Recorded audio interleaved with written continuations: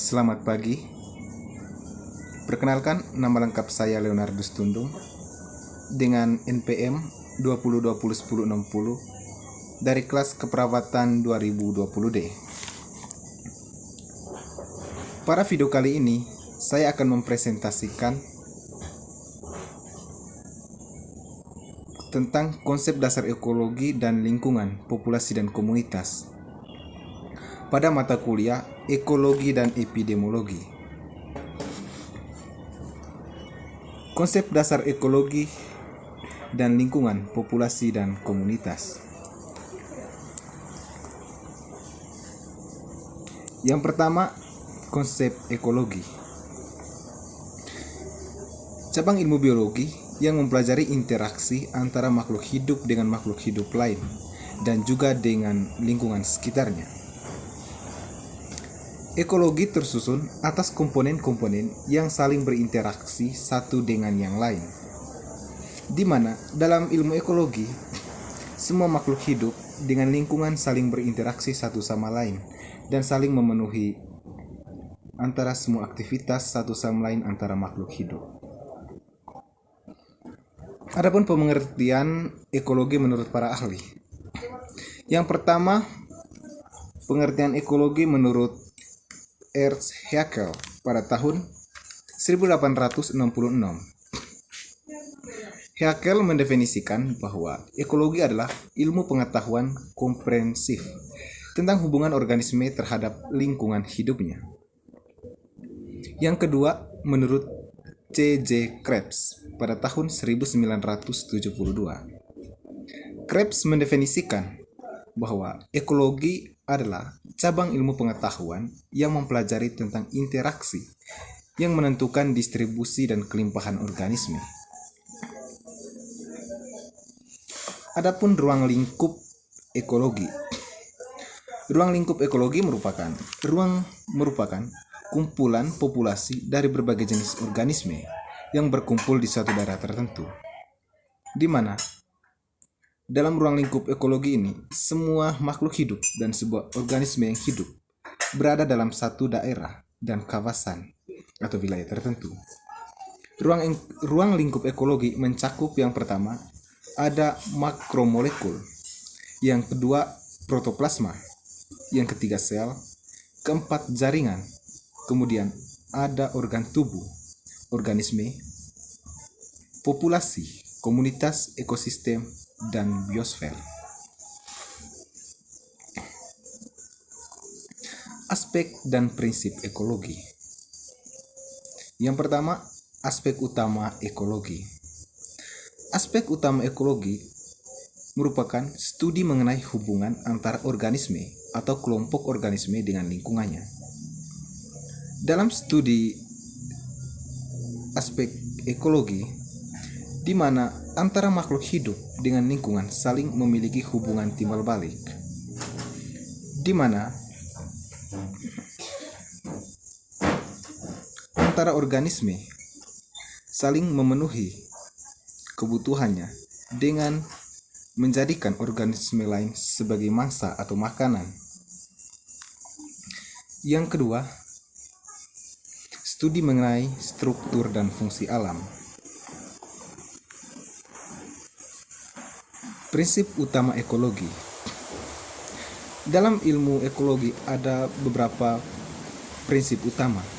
Yang pertama, adanya interaksi.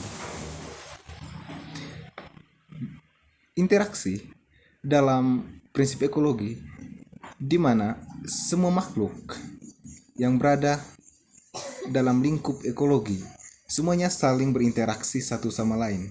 Interaksi dalam memenuhi segala kebutuhan. Yang kedua, adanya saling ketergantungan. Yang ketiga, keanekaragaman. Dalam suatu prinsip utama ekologi, adanya keberagaman dalam suatu komunitas, di mana dalam satu komunitas terdiri dari berbagai jenis makhluk dengan bentuk yang berbeda, baik flora maupun fauna. Kemudian adanya keharmonisan adanya kemampuan berkelanjutan. Manfaat ekologi. Ada beberapa manfaat ekologi. Yang pertama, mengenal keberagaman hayati. Dengan mempelajari ilmu ekologi, kita dapat mengetahui berbagai beragam hayati yang ada di dunia ini, dari flora, fauna, maupun makhluk hidup yang ada di bumi ini. Yang kedua, mengenal perilaku makhluk hidup. Dengan belajar ekologi, kita dapat mengetahui bagaimana perilaku makhluk hidup dalam menjalankan hidup. Kemudian mengetahui peran manusia terhadap lingkungan, pementasan konsumsi pangan, solusi masalah pertanian, solusi masalah energi, dan yang terakhir solusi masalah kesehatan. Yang kedua, konsep lingkungan. Pengertian lingkungan. Lingkungan merupakan kombinasi antara kondisi fisik yang mencakup keadaan sumber daya alam, seperti tanah, air, energi surya, mineral, serta flora dan fauna yang tumbuh di atas tanah maupun di dalam lautan. Adapun pengertian lingkungan menurut Undang-Undang Nomor 23 Tahun 1997. Lingkungan merupakan sistem kehidupan yang merupakan kesatuan ruang dengan segenap benda, keadaan, daya, dan makhluk hidup termasuk manusia, dan perilaku yang mempengaruhi keberlangsungan kehidupan. Komponen-komponen yang membentuk lingkungan.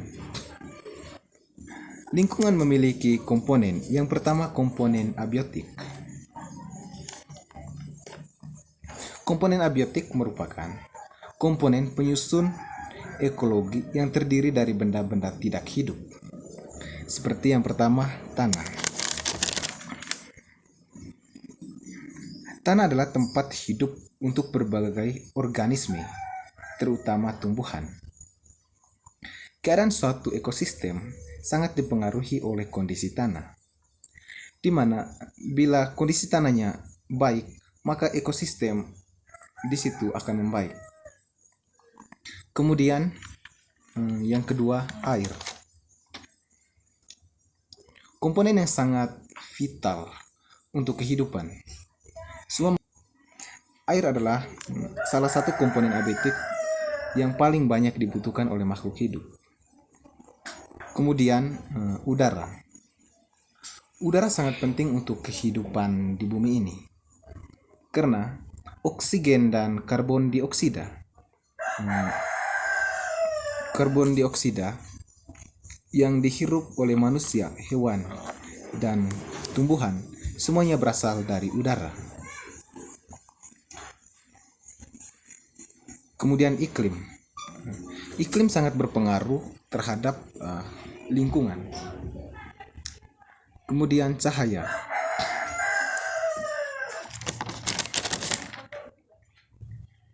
Cahaya merupakan sumber energi utama semua makhluk hidup.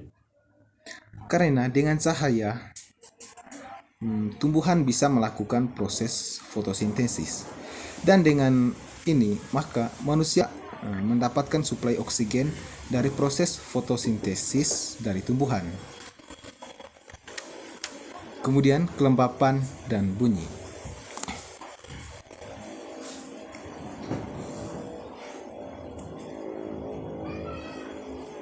Yang berikut, komponen biotik. Komponen biotik merupakan komponen lingkungan hidup yang terdiri dari yang pertama, tumbuhan. Tumbuhan merupakan komponen biotik yang paling banyak, di mana tumbuhan merupakan komponen biotik yang paling mendasar. Yang kedua, hewan. Hewan juga termasuk dalam komponen biotik. Kemudian manusia dan mikroorganik. Kemudian pengertian populasi. Populasi adalah sekumpulan individu dengan ciri-ciri yang sama dan hidup di tempat yang sama. Populasi memiliki kemampuan bereproduksi antar sesama. Dalam suatu populasi, ini hanya terdiri dari satu jenis saja. Di mana bila dalam satu populasi burung, berarti hanya terdiri dari satu jenis burung. Adapun pengertian populasi menurut Ensiklopedia Britannia pada tahun 2015 mengatakan bahwa populasi dalam manusia itu adalah seluruh jumlah penduduk yang menempati daerah. Faktor peningkatan populasi. Populasi dikatakan meningkat disebabkan oleh beberapa faktor. Yang pertama itu adanya kelahiran. Kelahiran yang secara terus-menerus dapat menyebabkan peningkatan populasi dalam suatu wilayah. Yang kedua, imigrasi. Imigrasi juga dapat menyebabkan peningkatan populasi, di mana perpindahan penduduk dari satu daerah ke satu daerah lain dapat menyebabkan peningkatan populasi. Dan yang ketiga, penyempitan wilayah. Wilayah yang sempit dengan penduduk yang sangat banyak dapat menyebabkan peningkatan populasi. Yang berikut definisi komunitas. Komunitas merupakan sebuah kelompok sosial dari beberapa organisme dari berbagai lingkungan. Umumnya mempunyai ketertarikan habitat yang sama. Di mana dalam satu komunitas bukan hanya terdiri dari satu jenis makhluk hidup, melainkan dalam satu komunitas terdiri dari berbagai macam jenis makhluk hidup yang mendiami dalam satu tempat tersebut. Dalam komunitas manusia, individu-individu di dalamnya dapat memiliki maksud, kepercayaan, sumber daya, preferensi, kebutuhan, risiko, kegemaran, dan sejumlah kondisi lainnya yang serupa. Jenis-jenis komunitas.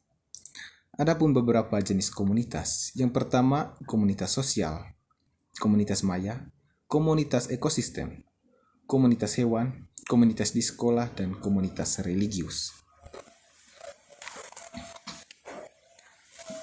Berikut manfaat dari komunitas.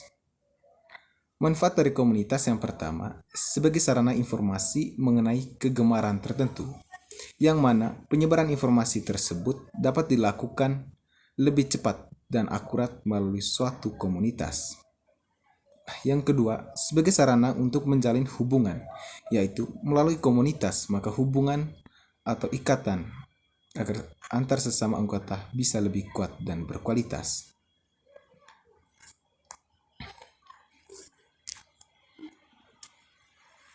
Sekian materi dari saya. Terima kasih.